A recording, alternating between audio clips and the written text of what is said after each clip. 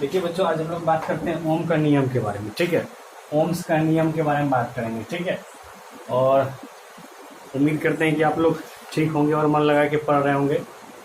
तो आज हम लोग समझेंगे ओम का नियम होता क्या है। ठीक, उसके बारे में हम लोग पढ़ेंगे। तो देखिए, ओम का नियम जो है, नाम है ओम का नियम। ठीक, तो ये जो ओम का नियम है, ये दिया गया है एक जर्मन वैज्ञानिक था जिसका नाम था जॉर्ज साइमन ओम। ठीक, वो जो है जॉर्ज साइमन ओम क्या किया था, ओम का नियम दिया। तो वो क्या बोला, यानी जॉर्ज साइमन ओम साहब जो थे वो क्या बोले थे कि मान लीजिए कोई चालक, ठीक, वो क्या बताएं कि वो जो है ओम के नियम के द्वारा, जॉर्ज साइमन ओम जो है ओम के नियम द्वारा दो चीज के बीच संबंध को बताएं। कितने चीज के बीच, दो चीज के बीच के संबंध को बताएं। ठीक, एक क्या बताएं कि देखिए यदि कोई चालक है तो उसके, देखिए कोई चालक है, उसका एक सिरा मान लेते हैं, दूसरा सिरा बी है, दोनों के बीच ना बीच, दोनों के सिरों के बीच ना बीच क्या होगा, कुछ ना कुछ विभवांतर होगा। तो मान लेते हैं दोनों के सिरों के बीच का विभवांतर कितना है, भी है। ठीक, और इस चालक से जो है आई धारा जा रहा है। कितना धारा जा रहा है, आई धारा। तो जॉर्ज साइमन ओम साहब जो थे वो क्या बताएं कि वो बताएं कि किसी चालक के सिरों के बीच का विभवांतर, ठीक, और उस चालक से प्रभावित होने वाले धारा के बीच क्या संबंध होगा, क्या रिलेशन होगा, इसके बारे में बताएं जॉर्ज साइमन ओम। ठीक है, एक नियम दिए किसके किसके बीच का संबंध का, तो विभवांतर, किसी चालक के सिरों के बीच का विभवांतर और उस चालक से प्रभावित होने वाले धारा के बीच, ठीक है, संबंध दर्शाने के लिए जॉर्ज साइमन ओम साहब ने एक नियम दिए जिसको हम लोग ओम का नियम कहते हैं।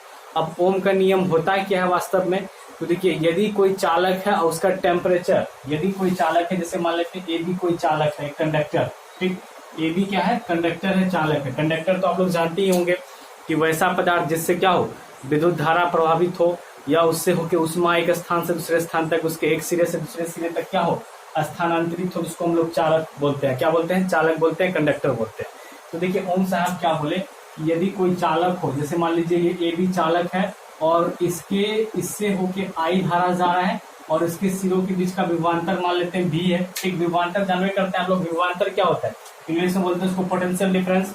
तो किसी भी कंडक्टर के दो एंड के बीच के विभवांतर यानी पोटेंशियल के डिफरेंस को हम लोग क्या बोलते हैं, पोटेंशियल डिफरेंस बोलते हैं। जैसे कोई कंडक्टर है, इसका एक ये एंड है, दूसरा ये एंड है, अब इन दोनों के बीच पोटेंशियल डिफरेंस निकालना है, विभवांतर निकालना है, क्या होगा, तो ये दोनों पॉइंट के, ठीक है, पोटेंशियल के डिफरेंस को हम लोग क्या बोल देंगे, पोटेंशियल डिफरेंस। एकदम शॉर्ट में बोल सकते हैं, सिंपल भाषा में।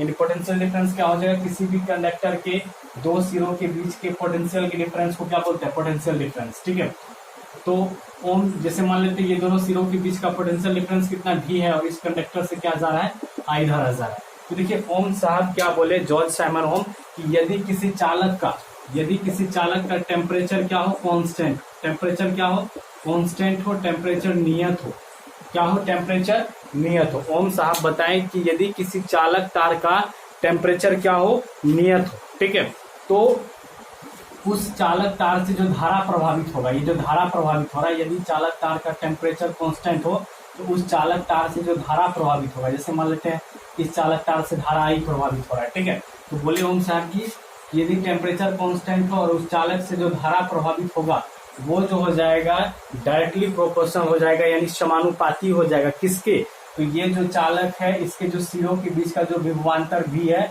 उसके समानुपाती हो जाएगा। ये बात बताए ओम साहब। क्या बोले कि यदि किसी कंडक्टर का टेम्परेचर कांस्टेंट है तो धारा जो है, जो चालक से जो प्रभावित धारा होगा वो समानुपाती हो जाएगा।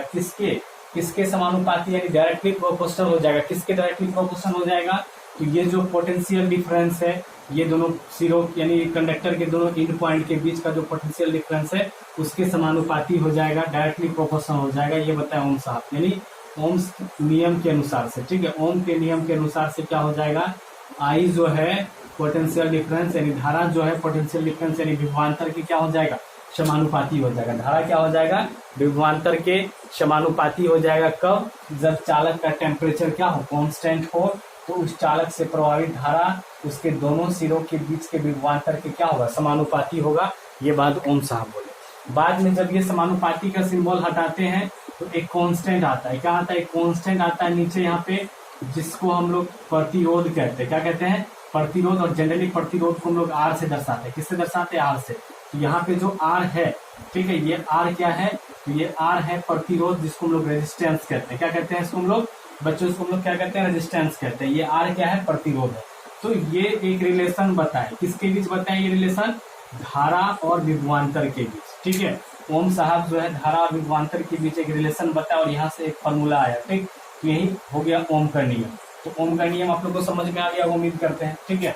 कि यदि चालक का टेम्परेचर कांस्टेंट हो और उससे मान लीजिए कुछ ना कुछ धारा गुजर रहा होगा, तो मान लेते आई धारा गुजर रहा होगा, और उसके सिरों के बीच का विभवांतर भी हो, तो ओम साहब बोले कि धारा जो है विभवांतर के क्या होगा? समानुपाती होगा।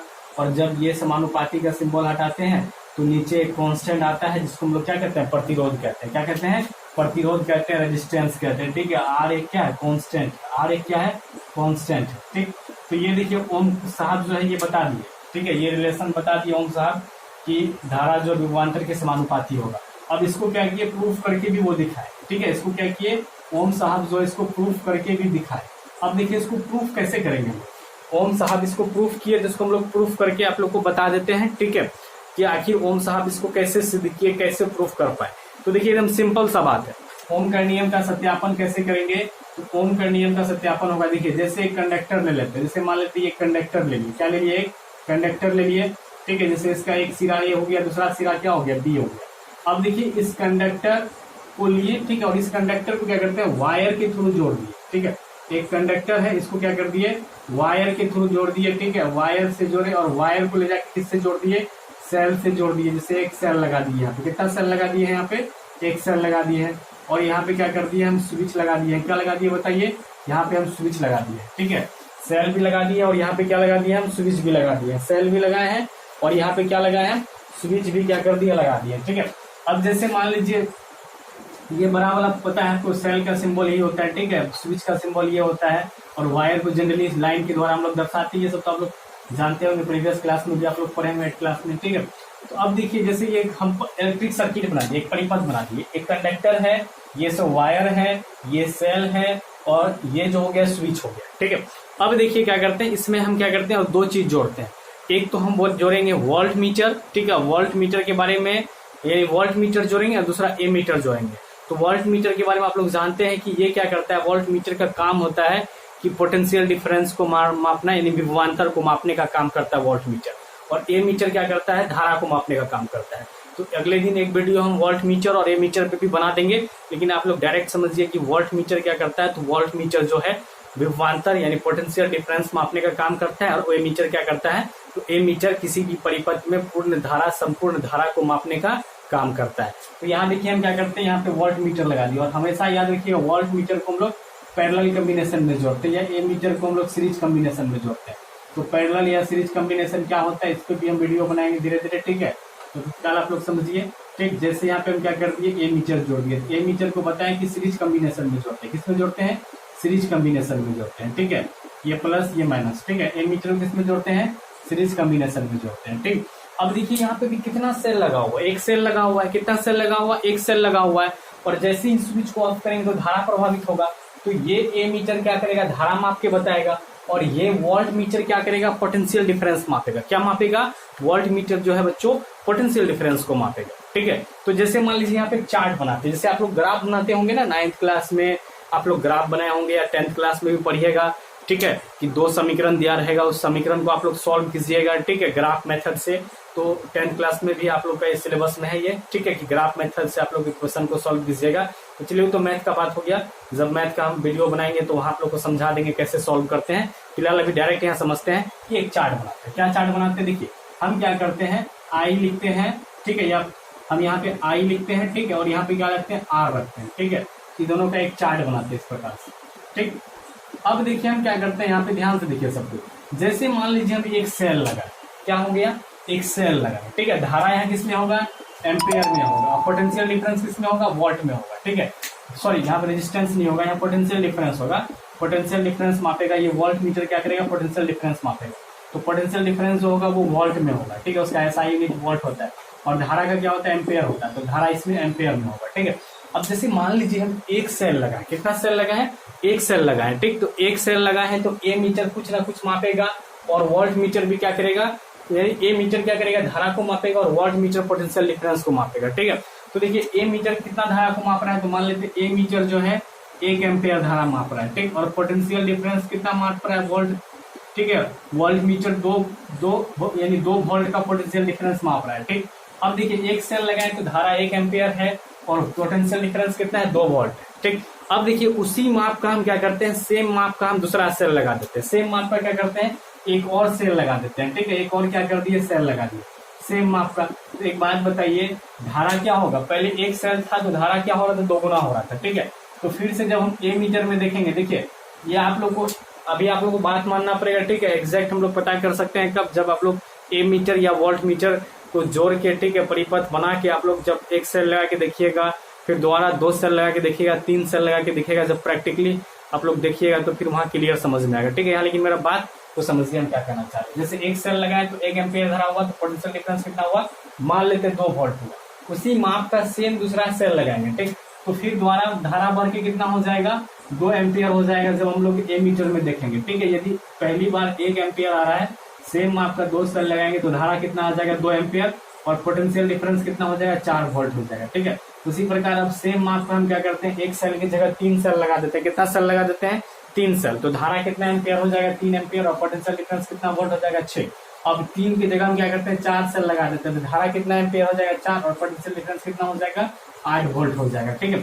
तो ये जो इसी प्रकार से हम सेल का संख्या बढ़ाते जाएंगे तो धारा का मान क्या होते जाएगा, बढ़ते जाएगा और पोटेंशियल डिफरेंस का भी मान क्या होते जाएगा, बढ़ते जाएगा, ठीक है। जैसे जैसे हम सेल का संख्या बढ़ाएंगे वैसे वैसे धारा का मान भी बढ़ेगा और पोटेंशियल डिफरेंस भी क्या होते जाएगा, बढ़ते जाएगा। तो अब देखिए हम क्या करते हैं, ग्राफ बनाते हैं। क्या करते हैं, ग्राफ बनाते हैं, ठीक है। किसके किसके बीच ग्राफ बनाएंगे, तो धारा के बीच और पोटेंशियल डिफरेंस के बीच क्या करेंगे ना, ग्राफ बनाएंगे। तो ग्राफ बनाने के लिए आप लोग जानते ही हैं, ठीक है। ग्राफ बनाने के लिए आप लोग क्या करते हैं, जानते ही हैं, ठीक। फिर भी हम बता देते हैं। अब देखिए ग्राफ कैसे बनाएंगे, जैसे ग्राफ बनाने के लिए हम लोग 2 एक्सिस लेते हैं, एक एक्स एक्सिस लेते हैं जो जमीन के पैरेलल होता है, दूसरा वाई एक्सिस लेते हैं जो जमीन के क्या होता है, परपेंडिकुलर रहता है, ठीक है। तो यहाँ पे हमको माइनस मान लेना नहीं है, ठीक है। जैसे मान लीजिए हम ये ले लिए, ठीक है, ये मान लेते हैं मेरा एक्स एक्सिस हो गया, ठीक है, और ये क्या हो गया, वाई एक्सिस हो गया, ठीक, और ये वाई एक्सिस हो गया मेरा, ठीक है। ये मूल बिंदु हो गया मान लेते हैं, तो ये एक्स, ये क्या हो जाएगा, एक्स डैश, ये वाई और ये वाई डैश हो जाएगा, ठीक। तो एक बात ध्यान से देखिए यार, देखिए ये धारा या पोटेंशियल डिफरेंस का कुछ लंबाई चौड़ाई ऊंचाई होता है क्या, ये एक मान, इसका कोई लंबाई चौड़ाई नहीं होता है। धारा का कुछ लंबाई या पोटेंशियल डिफरेंस का कुछ लंबाई चौड़ाई होता है क्या, कुछ नहीं होता है, ठीक है। तो यहाँ हम स्केल मानते हैं, क्या करते हैं यहाँ पे हम लोग स्केल मान के हम लोग ग्राफ को क्या करेंगे, सॉल्व करेंगे, ठीक है। तो यहाँ पे हम क्या करेंगे, सबसे पहले एक काम करते हैं, ये तो आप लोग को सबको समझ में आ रहा है। जैसे मान लीजिए धारा को हम लोग कहाँ रखते हैं, धारा को याद रखिएगा वाई एक्सिस पे रखते हैं। धारा को कहाँ रखते हैं, धारा को जो हम लोग वाई एक्सिस पे रखते हैं और धारा एम्पियर में, और पोटेंशियल डिफरेंस को कहाँ रखेंगे, तो पोटेंशियल डिफरेंस को एक्स एक्सिस पे रखेंगे। कहाँ रखेंगे, एक्स एक्सिस पे रखेंगे, और धारा को कहाँ रखेंगे, वाई एक्सिस पे। अब देखिए इसका कुछ लंबाई चौड़ाई ऊंचाई होता है क्या, कुछ नहीं होता है। तो यहाँ मान सकते हैं, क्या मान सकते हैं कि एक्स अक्ष पर, क्या मान सकते हैं, एक्स अक्ष पर, ठीक है, एक्स अक्ष पर हम मान लेते हैं कि 2 वोल्ट बराबर कितना, 5 सेंटीमीटर। कितना सेंटीमीटर, 2 वोल्ट बराबर 5 सेंटीमीटर। यदि हम यहाँ पे 5 सेंटीमीटर लंबा रेखा खींचे एक्स अक्ष पे, इसका मतलब कितना, 5 सेंटीमीटर लंबा रेखा क्या दिखाएगा, तो 2 वोल्ट पोटेंशियल डिफरेंस को दिखाएगा, ठीक है। उसी प्रकार 10 सेंटीमीटर लंबा रेखा खींचे तो 4 वोल्ट पोटेंशियल डिफरेंस को दिखाएगा। उसी प्रकार मान लीजिए 8 सेंटीमीटर लंबा रेखा खींचे तो 6 वोल्ट पोटेंशियल डिफरेंस को दिखाएगा। उसी प्रकार मान लीजिए 2 खींचे, 5 खींचे तो कितना हो गया, 5 सेंटीमीटर लंबा रेखा खींचे तो कितना हो गया, 2 वोल्ट। 10 सेंटीमीटर लंबा रेखा खींचेंगे तो कितना हो जाएगा, 4 वोल्ट। उसी प्रकार फिर 5 बढ़ा देंगे, 15 कर देंगे तो 6 वोल्ट हो जाएगा। अब बढ़ा के कितना कर देंगे, 20 कर देंगे, 20 सेंटीमीटर लंबा खींचेंगे रेखा तो 20 वोल्ट हो जाएगा। कितना वोल्ट हो जाएगा, 20 वोल्ट नहीं होगा, 8 वोल्ट हो जाएगा। कितना वोल्ट हो जाएगा, 8 वोल्ट। तो ये हम किसको रख दिए, पोटेंशियल डिफरेंस को रख दिए। उसी प्रकार वाई एक्सिस पे क्या मान लेते हैं, यहाँ लिखेंगे माना की, ठीक है, माना की लिखना जरूरी है।